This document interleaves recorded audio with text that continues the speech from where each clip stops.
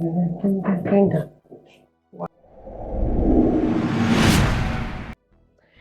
Video में हम बात करने वाले हैं एक चाइनीज एनिमेटेड मूवी के बारे में जिसका टाइटल है ने जहा 2। अब ये मूवी 2025 13 फरवरी को रिलीज़ हुई थी, यानी कि आज से कुछ 1-1.5 महीना पहले। एंड ये मूवी एक सीक्वल मूवी है जिसका फर्स्ट पार्ट 2019 में आया था। अब ये मूवी इन दिनों इंटरनेट पे हॉट टॉपिक और एक ट्रेंड टॉपिक बनी हुई है। इसका सिंपल सा रीज़न है इसका unexceptional performance all over the world.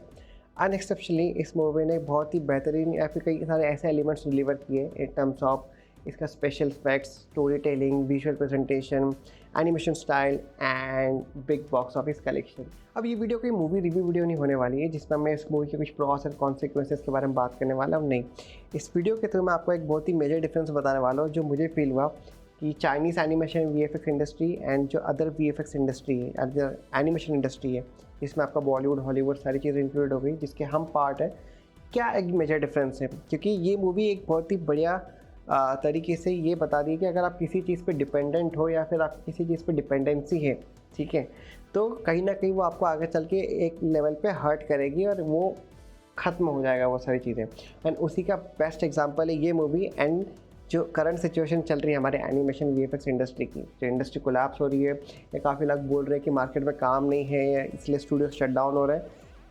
अब कैसे मैं बताता हूँ। इस मूवी के डायरेक्टर ने सिंपल सा स्टेटमेंट दिया है कि चाइनीज़ एनिमेशन स्टाइल के लिए या फिर चाइनीज़ एनिमेशन के लिए हम किसी भी आउटसोर्सिंग पे डिपेंडेंट या रिलाई नहीं कर सकते। अभी इसका सिंपल सा मतलब ये है कि वो लोग अपने काम को आउटसोर्स नहीं करना चाहते कोई और अदर वीएफएक्स स्टूडियोज़ में या फिर कंट्री के बाहर, जो भी है सब कुछ इन हाउस होगा।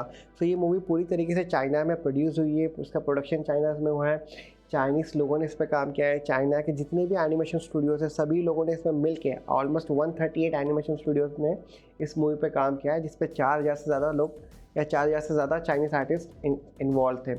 और ये सारी चीज़ें जब सुनने को मिलती है, पता चलती है, तो भाई ये एक नेक्स्ट लेवल पे आपकी कंट्री को या फिर अपनी इंडस्ट्री को लेके जाता है। चाइनीज़ एनिमेशन इंडस्ट्री को इतना रिलाय नहीं करता आउटसोर्सिंग पे। उनका सिंपल सा कॉन्सेप्ट है कि हम खुद ही कर सकते हैं। बिकॉज डायरेक्टर के जो इनपुट्स थे, उनके जो माइंड में किसी भी कैरेक्टर को लेके एक जो डिस्क्रिप्शन था कि भाई ये कैरेक्टर थोड़ा सा चाइनीज़ कल्चर को रिप्रेजेंट करना चाहिए बट इसमें ये यूनिकनेस होनी चाहिए, वो सारी चीज़ें अगर आप आउटसोर्स करते हैं तो वहाँ पर कई सारे रेस्ट्रिक्शंस, लिमिटेशंस या फिर बहुत सारा टाइम वेस्टेज भी हो सकता है या हो जाता है।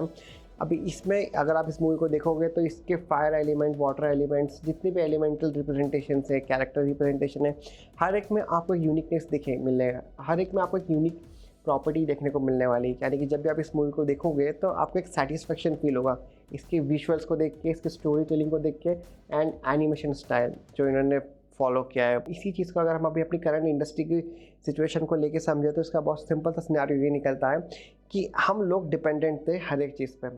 से इंडिया में जितने भी डोमेस्टिक वीएफएक्स एनिमेशन स्टूडियो थे ये सारे के सारे डिपेंडेंट थे बाहर के स्टूडियोज से, बिकॉज वहाँ से काम आउटसोर्स होता था एंड यहाँ पर आता था कि आर्टिस्ट लोग उस पर काम करते थे।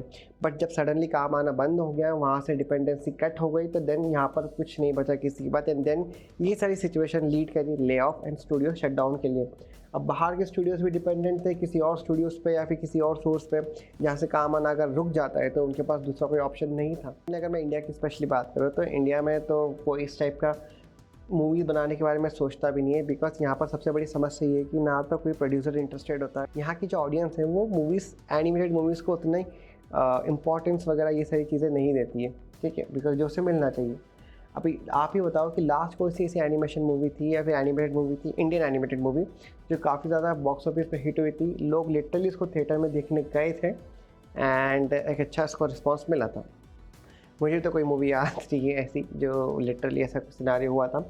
तो दैट इज़ द थिंग कि अगर हम इंडिया में चाहे भी ना कि हम डिपेंडेंसी को कट कर कर अपने खुद की मूवीज़ को, अपने खुद के स्टोरीज़ को प्रमोट करें, एनिमेशन स्टाइल को प्रमोट करके खुद से कुछ क्रिएट करें, तो वो भी इम्पॉसिबल है एक तरीके से मुझे ऐसा लगता है। बिकॉज यहाँ के ऑडियंस का वो टेस्ट नहीं है, यहाँ के लोग नहीं देखना पसंद करते थिएटर में जाना एंड थिएटर में जाके एनिमेटेड मूवी देखना स्पेशली, ठीक है।